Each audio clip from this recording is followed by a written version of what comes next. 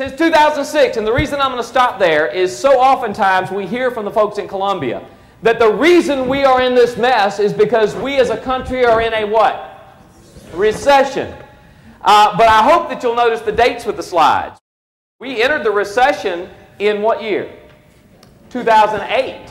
But many of our issues we'll talk about today started way before 2008.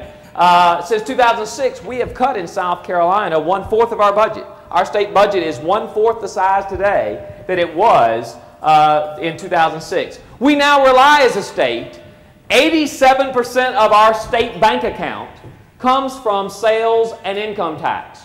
47% of our state bank account, the money we collect as a state, 47% of it now comes from a sales tax. Another 40% comes from an income tax. That decision was made 2 years before we entered the recession. Now that we're in a recession, people don't do what? They don't buy stuff. All right? The other thing is people don't have jobs. And so it's no surprise in South Carolina that revenues are shrinking if 87% of the state revenues are based on the most volatile sources of revenue that can come into a state. A sales tax, which people can't buy and sell, and an income tax when people are losing jobs and income.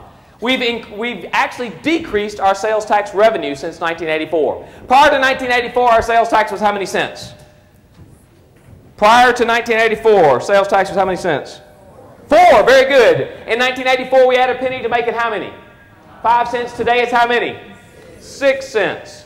But today, we're collecting less in revenue than we did in 1984 because we've increased the number of sales tax exemptions. We've shifted from an industrial economy to what kind of economy?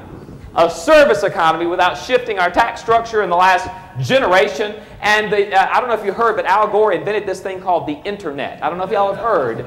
It's this thing called the World Wide Web where you can surf. People can buy things there. Other states tax it, we don't. 87% of our revenue